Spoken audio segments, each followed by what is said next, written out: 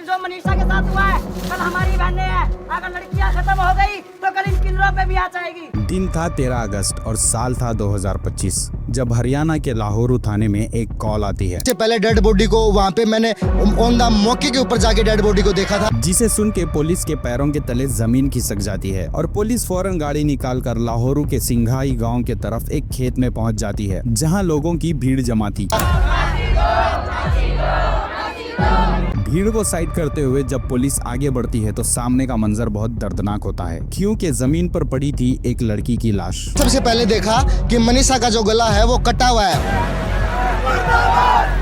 जिसकी आंखें और चेहरे की खाल नोच ली गई थी। शरीर पर कपड़े थे लेकिन फटे हुए। गर्दन पर 29 सेंटीमीटर चौड़ा और 16 सेंटीमीटर लंबा एक घाव था, जिसे देख के ये साफ पता चल रहा था कि उसकी गर्दन किसी धारदार हथियार से काटी गई है। जबकि कपड़े खुले हुए देख के लोगों का शक दुष्कर्म यानी रेप की तरफ गया। तो डाणी लक्ष्मण का जो मनीषा का केस है ये इंडिया का टॉप ब्रूटल मर्डर केस है, इसमें गैंग रेप भी हुआ है। कुल मिलाकर बॉडी की हालत इतनी खराब थी कि उसे देख के पुलिस का भी दिल कांप गया। लेकिन ये सब किया किसने था और कौन थी ये लड़की जो इस हैवानियत का शिकार बनी? क्यों इन सब का दोषी पुलिस को ठहराया गया? क्या है हरियाणा का ये शॉकिंग केस? चलिए डिटेल में जानते हैं।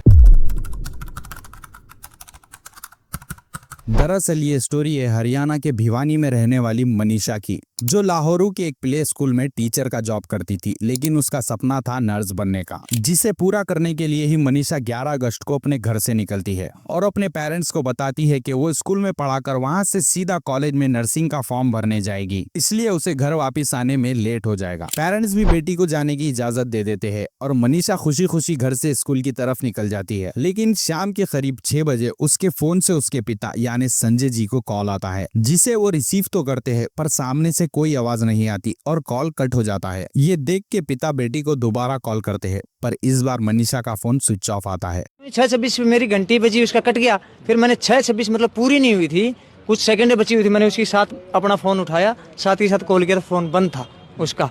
ठीक है जी। कल रात में उसका फोन 12:04-5 के ऊपर ऑन हुआ है, रिंग गई है अच्छी खासी, उसके बाद बंद हो गया है।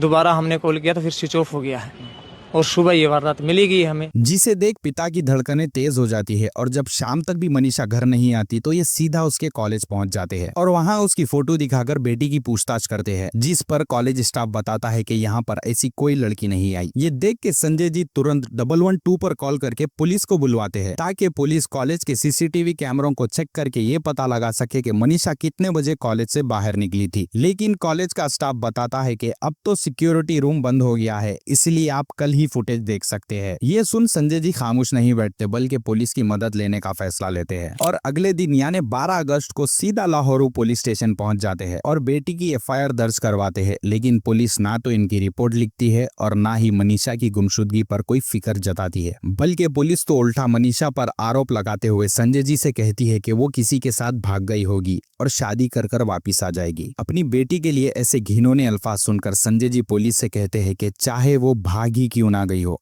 पर आप उसे ढूंढ दीजिए। लेकिन पुलिस अब भी इनकी रिपोर्ट नहीं लिखती और संजय जी परिवार के साथ मिलकर बेटी को जगह जगह तलाश करते रहते हैं। लेकिन जब पुलिस की लापरवाही की खबर गांव वालों तक पहुंचती है तो गांव वाले पुलिस स्टेशन के बाहर जाकर विरोध प्रदर्शन करने लगते हैं, जिसे देख पुलिस भी दबाव में आकर 12 अगस्त देर शाम मामला दर्ज कर लेती है। लेकिन मनीषा को ढूंढने की कोई कोशिश नहीं करती और फिर 13 अगस्त को पुलिस को लड़की की एक बॉडी मिलती है, जिसकी पहचान करने पर मनीषा का परिवार ये कंफर्म करता है कि ये बॉडी उन्हीं की बेटी की है यानी मनीषा की, जिसे अगर पुलिस ने 11 अगस्त को ही ढूंढ लिया होता तो शायद वो आज जिंदा होती। पुलिस की लापरवाही और काम चोरी को देखते हुए ही भिवानी से लेकर हरियाणा के अलग अलग राज्यों में आक्रोश की लहर दौड़ पड़ी और लोगों ने जस्टिस फॉर मनीषा जैसे नारे लगाना शुरू कर दिया और जगह जगह विरोध प्रदर्शन होने लगा, जिससे पुलिस भी एक्शन में आ गई और मनीषा की मौत का सच जानने के लिए उसकी बॉडी को भिवानी हॉस्पिटल में पोस्टमार्टम के लिए भेज दिया। लेकिन जब उसकी रिपोर्ट आई तो परिवार और ज्यादा भड़क गया और उसकी बॉडी लेने से इनकार कर दिया और कहा कि इस रिपोर्ट में हेरा फेरी की गई है। दरअसल रिपोर्ट में कहा गया था कि मनीषा के साथ दुष्कर्म नहीं हुआ है, क्योंकि उसके बॉडी के प्राइवेट पार्ट में से किसी तरह का सीमन नहीं मिला, यानी ये रेप केस नहीं था। लेकिन परिवार ने जिस तरह अपनी बेटी की हालत देखी उससे ये साफ जाहिर था कि उसके साथ कुछ गलत हुआ है। इसलिए परिवार ने पुलिस पर आरोप लगाया कि पुलिस इस केस को दबाने के लिए फर्जी रिपोर्ट दे रही है और अब उनकी बेटी का दोबारा पोस्टमार्टम होना चाहिए। इसी मांग को लेकर पुलिस के खिलाफ खूब धरना धरना प्रदर्शन हुआ और पुलिस ने भी मामले को शांत करने के लिए इस बार मनीषा का पोस्टमार्टम पीजीआई रोहतक में करवाया और डॉक्टर कुंदन ने खुलासा किया कि मनीषा के साथ रेप नहीं हुआ है, बल्कि शरीर पर जो गहरे निशान है वो जानवरों की बेरहमी का सबूत है। और साथ ही ये भी बताया कि जानवरों ने ही गले को काटा है, क्योंकि हथियार से काटे गए गले का निशान अलग होता है। लेकिन इस रिपोर्ट पर भी परिवार को यकीन नहीं हुआ और लोगों ने पुलिस के खिलाफ विरोध प्रदर्शन करना जारी रखा और हाईवे को जाम कर दिया गया, जिससे लोगों को आने जाने में दिक्कत होने लगी। मनीषा के पिता ने 15 अगस्त को नायब सैनी सरकार से पुलिस की लापरवाही की शिकायत भी की कि किस तरह पुलिस ने इस केस पर एक्शन नहीं लिया। जब सच्चाई नायब सैनी सिंह को पता चली तो उन्होंने तुरंत एसपी मनवीर सिंह का तबादला कर दिया, जबकि लाहौरू पुलिस स्टेशन के एसएचओ समेत 5 कर्मचारियों को सस्पेंड कर दिया और इन पर सख्त से सख्त कार्रवाई करने का ऑर्डर भी दिया। लेकिन इस सब के बाद भी माहौल शांत नहीं हुआ और लोगों का विरोध प्रदर्शन जारी रहा, क्योंकि उन्हें मनीषा का कातिल और सही रिपोर्ट चाहिए थी। इसलिए भिवानी से लेकर अलग अलग जिलों में लोगों ने जमकर नारेबाजी की। सोनीपत के स्टूडेंट और युवाओं ने सड़कों पर प्रदर्शन किया और कई जुलूस निकाले गए। भिवानी पुलिस और राज्य सरकार के खिलाफ जमकर नारेबाजी हुई और लोगों ने हाथ में बैनर लेकर मांग की कि मनीषा को इंसाफ मिलना चाहिए और उसके कातिलों को फांसी की सजा। इसी बीच पुलिस ने कुछ ऐसा खुलासा किया कि जिसे सुनकर हर कोई हैरान रह गया। पुलिस ने बताया कि उन्हें एक सीसीटीवी फुटेज मिली है, जिसमें मनीषा प्ले स्कूल के बाद कॉलेज जाने की बजाय एक पेस्टिसाइड शॉप पर जाती हुई नजर आई और वहीं से उसने एक पेस्टिसाइड खरीदा और वही उसकी जान जाने का कारण बना। जैसा कि विस्किरा रिपोर्ट में बताया गया है, मनीषा के शरीर पर कुछ कीटनाशक पदार्थ के अंश मिले हैं, यानी पुलिस ने इस केस को कत्ल से सीधा सुसाइड का एंगल दे दिया था, जिसका जिम्मेदार कहीं ना कहीं परिवार को ठहराया गया और इसकी वजह था एक सुसाइड नोट, जिसका खुलासा पुलिस ने 18 अगस्त को किया और बताया कि उन्हें मनीषा के बैग से एक नोट मिला था, जिसमें मनीषा ने अपनी दर्द भरी कहानी का इजहार किया था। मनीषा ने लिखा था कि मम्मी पापा, मैं आप दोनों को प्रॉब्लम में नहीं देख सकती। तुम दोनों ने मेरी खातिर बहुत कुछ किया है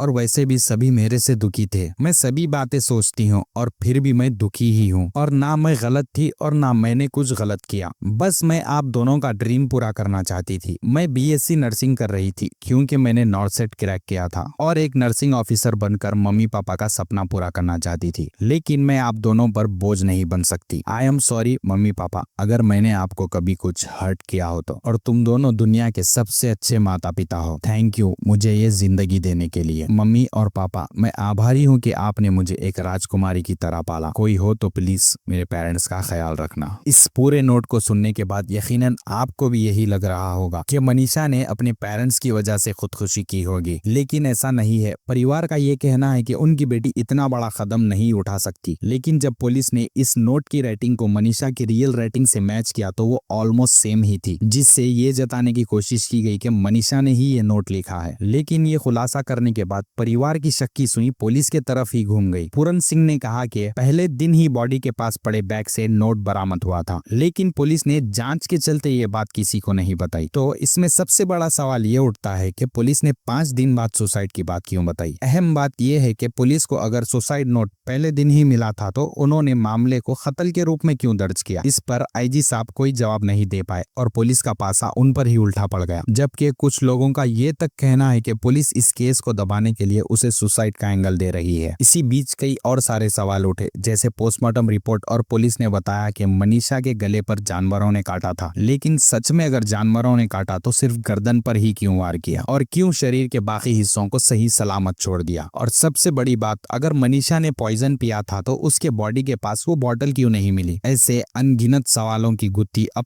तक पुलिस नहीं सुलझा पाई है। इसलिए परिवार का भी विश्वास पुलिस से उठ गया और उन्होंने मांग की कि इस केस को सीबीआई को सौंप देना चाहिए और साथ ही तीसरी बार पोस्टमार्टम करवाने की डिमांड की और शर्त रखी जब तक ये दोनों शर्त पूरी नहीं होगी वो मनीषा का अंतिम संस्कार नहीं करेंगे। इन्हीं मांगों को पूरा करने के लिए विरोध प्रदर्शन तेज हो गए। महिलाओं ने कैंडल मार्च निकाली, इंटरनेट तक बंद कर दिया गया ताकि कोई फेक न्यूज ना फैला सके। जब प्रदर्शन तेज हुआ तो नायब सैनी सरकार ने भी एक्स प्लेटफॉर्म पर अनाउंस किया कि ये इस केस को सीबीआई को सौंप रहे हैं। साथ ही 20 अगस्त को दिल्ली के एम्स हॉस्पिटल में मनीषा का तीसरी बार पोस्टमार्टम करवाया गया, जिसकी वही सेम रिपोर्ट आई जो पहली 2 रिपोर्टों में बताया गया था। इसलिए परिवार ने भी 21 अगस्त यानी अगले दिन सुबह बेटी का अंतिम संस्कार कर दिया और हजारों की भीड़ मनीषा को अंतिम विदाई देने आई और माहौल मनीषा अमर रहे के नारों से गूंज उठा। लेकिन सवाल अब भी वही है कि मनीषा ने सुसाइड की थी या फिर मामला कुछ और ही है। वैसे आपको क्या लगता है, अपनी राय कमेंट में जरूर बताएं।